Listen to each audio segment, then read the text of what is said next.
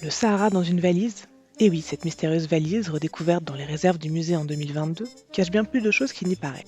Acquise en 1960, elle appartenait à Marcel Broquet, adjudant-chef de l'armée de terre. Elle renfermait des objets collectés en 1959 dans les dunes du nord du Sahara algérien, près de Biskra. Son couvercle arbore un logo intrigant, un hippocampe ailé, ancien emblème d'Air France, repris à la ligne Air Orient. Ce symbole évoque l'exploration, l'immensité de l'empire colonial et nous replonge dans le contexte de la guerre d'Algérie entre 1954 et 1962.